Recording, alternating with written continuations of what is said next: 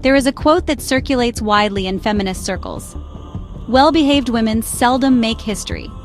It's often attributed to famous women like Eleanor Roosevelt, Marilyn Monroe, or even Beyoncé, figures who are celebrated for breaking norms and commanding public attention.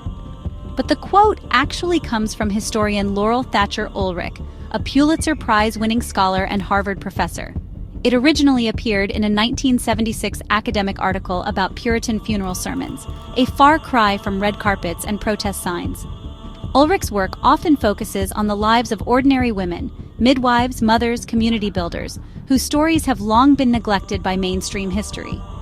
The original intent of the quote wasn't a call to rebellion, but an observation that women who conformed to social expectations were often excluded from historical records, not because they were unimportant, but because traditional history favored the loud, the powerful, and the extraordinary. Many today interpret the quote to mean, to make a difference, you must be defiant, loud, or revolutionary. But Ulrich's insight was more nuanced. She wasn't arguing that well-behaved women are weak or passive.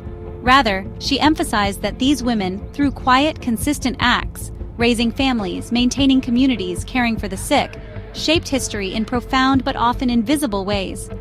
Her point was that the way we write history, focusing on wars, politics, and public acts, obscures the contributions of countless women whose influence was woven into the fabric of daily life.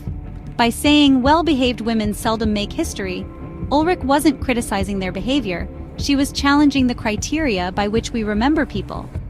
Ironically, her quote was pulled from a highly academic context and became a feminist slogan on t-shirts and posters. Ulrich has said she doesn't mind the reinterpretations. It reflects the evolving power of language and the multiple layers of feminist struggle. She even wrote a book titled after her famous phrase. Still, it's worth remembering the original message. Ignoring it does a disservice to those whose lives were significant in quieter ways. There's power in both the loud and the soft, the public and the private. Movements need both, the protester shouting in the streets and the teacher quietly mentoring the next generation. Sometimes we feel powerless because we're not leading revolutions or speaking on stages. But revolutions are sustained by small, consistent acts, comforting a child, building mutual support, creating spaces of inclusion.